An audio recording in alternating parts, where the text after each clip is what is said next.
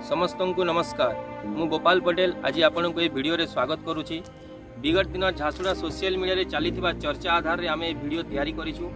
Social media रो चर्चा हेतिले जे झारसुगुड़ा रो इतिहास, तो से झारसुगुड़ा रो इतिहास को पुंखानुपुंखन भाव में अनुसंधान कला परे आज आपण को पाखको आपण को सामना को नै के आसीछु। जदि आमे देखिया को जिबा तो दूर अतीत रे झारसुगुड़ा को लोके झारगुड़ा बोली जानुथिले। 16तम शताब्दी रे बलराम देव जी होचंती चौहान वंशर राजा से संबलपुर राज्य प्रतिष्ठा करथिले। बलराम देव को चौहान वंशर सप्तम राजा होचंती छत्रसाई देव। छत्रसाई देव का शासन काल रे झारसुगुड़ा एक छोट बस्ती थिला जहाँ घंच अरण्यर घेरिकी रहितिला। आउ से छोट बस्ती रे बाघर बहुत माने भय थिला। बाघ माने शिकार करुथिले गृहपालित पशु मानकु और समस्त जनसाधारण को शिकार करी तांके मारिकी खाउथिले। छत्रसाई देव को जो नाती थिले से होचंती शिवा सिंह। शिवा सिंह बड़ प्रबल पराक्रमी गोटे योद्धा थिले। से तांकर शक्त खंडा माध्यम रे बाघ को हाणी की हत्या कर दउथिले और से अंचल बासिंदा मान को बाघ आक्रमण कबल रक्षा मध्य करुथिले।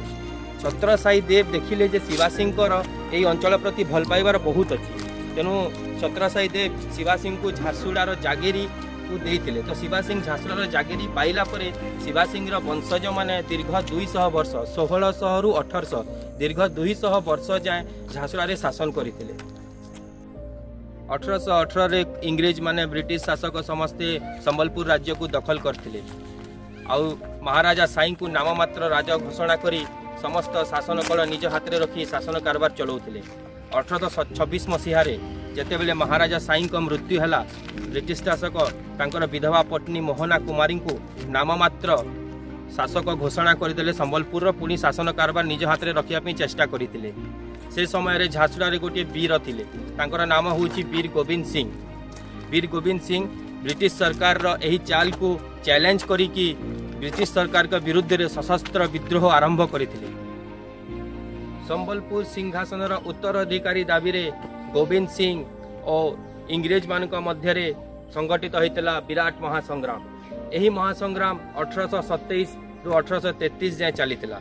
एही महासंग्राम रो निर्णायक लड़े होइतला झारसुगुड़ार प्रसिद्ध शैव पीठ पुराणा बस्ती स्थित झाड़ेश्वर मंदिर पार्श्व को लगिथिबा विस्तीर्ण पड़िया।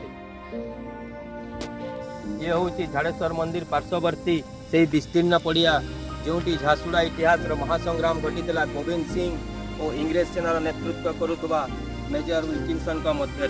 छोट बेलू ए पड़िया सहित आमर संपर्क रही आसी, किंतु ए पड़ियार इतिहास जानला परे ए पड़ियार महत्व मो दृष्टि रे बहुत अधिक बढ़ी जाइछि। हजार हजार वीर संग्रामी मानकर रक्त रे रंजित ए पड़िया मुख साखी भलिया आज भी अच्छी।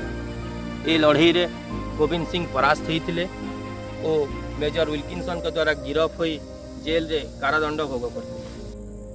परवर्ती समय रे गोविंद सिंह प्रमुख सहयोगी बिजू दफादार, रोशन बिस्वाल, डमरू कांडार एमानंकु इंग्रेज सरकार के द्वारा फांसी दंड दिया जाइतला। 1833 मसीह रे अगस्त मासरे संबलपुर जेल परिसर मध्य रे एमाने फांसी खुंट रे झुले दिया जाइतिले। निजर सहयोगी मानंकु हरै गोविंद सिंह हताश होई पड़ितिले। कूटनीतिज्ञ ब्रिटिश सरकार सेतेबेले गोविंद सिंह सामना को एक नुआ कूटनीति नेकी प्रस्तुत होइतिले। सेही कूटनीति अनुसार गोविंद सिंह जदि संबलपुर सिंहासन दावेदारी हटै दियंती, संबलपुर सिंहासन दावेदारी न करंती, तेबे तांको झारसुगुड़ार माफीदार हिसाब से दायित्व दिया जिवो। निजर सहयोगी मानकु हरै हताश होई पड़ितबा गोविंद सिंह ब्रिटिश सरकार को एही प्रस्ताव रे राजी होइतिले। तांको कारादंडर मुक्त करा जाइतिला और से झारसुगुड़ार माफीदार भाव में दायित्व तुले।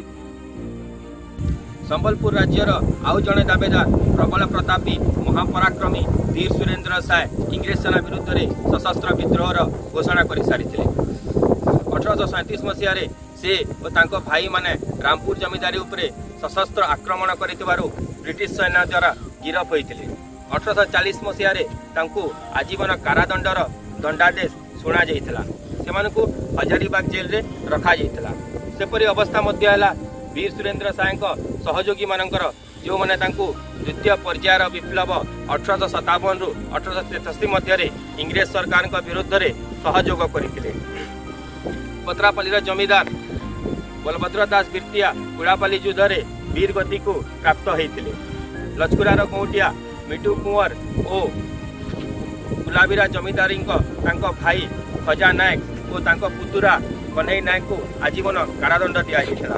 वीर सुरेंद्र साय प्रमुख सहयोगी फुलाबिरार जमीदार करुणाकर नायक और सिंगाबगार गौटिया गणेश उपाध्याय को संबलपुर जेल परिसर मध्य फांसी खुंटर झुलई दि जाइथिला।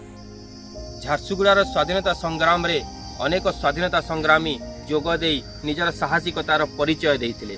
तन्म मध्यरु 8 सेप्टेम्बर 1809 रे सिंगाबगा गौटिया परिवार रे जन्मग्रहण करितबा गणेश उपाध्याय अवदान उल्लेखनीय। से वीर सुरेंद्र साय प्रमुख सहयोगी भाव जनाशुना थिले। वीर सुरेंद्र साय को युद्ध रे विभिन्न प्रकार साहाय्य सहयोग करने सह निजर दुई पुत्र को मध्य युद्ध क्षेत्र को प्रेरण करथिले। से समस्त विद्रोही माननकु आत्मगोपन करने जगह दौले। परिशेष पर्यायक्रमे इंग्रेज सरकार को गणेश उपाध्याय गतिविधि उपरे संदेह हेबारु से निजर गुप्तचर मानक द्वारा खबर प्राप्ति करी सिंगाबगा ग्राम को चारिआडू घेरी जाई गणेश उपाध्याय को गिरफ्त करथिले। से तांकर दुई पुआ वीर सुरेंद्र साय और समस्त विद्रोही मानकर ठिकाना पचारि गणेश उपाध्याय सीधा सीधा भाव मना कर देथिले इंग्रेज सरकार को। यहाँ परे आरंभ है गणेश उपाध्याय उपरे अकथनीय अत्याचार सही गणेश उपाध्याय गोटे मास काल काटिबा परे इंग्रेज सरकार तांको संबलपुर जेल परिसर मध्य फांसी खुंटरे झुलई देइथिला। कलकीर गंडमानकर सरदार गोपाल धुरुआ और कुमड़ापालीर ठाकुर भैसा मध्य जेल रे थिले। 1884 सुधा वीर सुरेंद्र साय समस्त सहयोगी प्रायतः कारादंड भोग करुथिले और अधिकांश फांसी खुंटरे झुलई दिया जाइथिले। 1884 सुधा ए अंचल रे विद्रोहर निया धीरे धीरे धीरे धीरे कमिवा पे लागिला और इंग्रेज सरकार का आधिपत्य बढ़िबारे लागिला। 1884 मसीह कलिकता और नागपुर मध्य ब्रिटिश नागपुर रेलवे बीएनआर कार्यक्षम होता और झारसुड़ा रे एक स्टेशन प्रतिष्ठा करा जाइतिला। 1895 मसीह झारसुड़ा रे एक डाकघर और पुलिस स्टेशन प्रतिष्ठा करा जाइतिला। 1905 मसीह झारसुगुड़ा ओडिशा प्रदेश रे संबलित होता।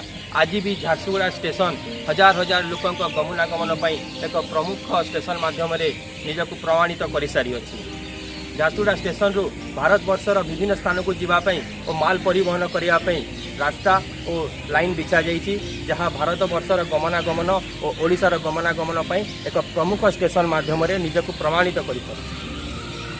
ऐतिहासिक प्रमाण रही जो सभ्यता निजर इतिहास को जी सम्मान दिए जी गुरुत्व दिए से सभ्यता आज से विकसित मुखरित और उन्नत। पश्चिम ओडिशार वीर इतिहास रे अनेक संग्रामी पुरुषंकर मातृभूमि प्रति बलिदान उल्लेख रही। ए वीरत्वर इतिहास को प्रत्येक व्यक्ति को प्रत्येक पीढ़ी पाख को लेकिन जीवाई आमर संकल्प निहाती आवश्यक। आम संकल्पबद्ध होगा कथा ए इतिहास को पीढ़ी पर पीढ़ी लोकों को अवगत कराइबा। मु विशेषकर अनुरोध करी ए अंचल युवा समाज को युवापीढ़ी को से माने आवाहक हूँ निजर वीर इतिहास और निजर वीर इतिहास को पीढ़ी पर पीढ़ी समस्त को यह विषय अवगत करांतु और यार गौरव को बढ़ाइबारे सहायक हूँ। यह ही मोर कामना, यह ही मोर आपण समस्त को अनुरोध। बहुत बहुत धन्यवाद। जय मां समलेई।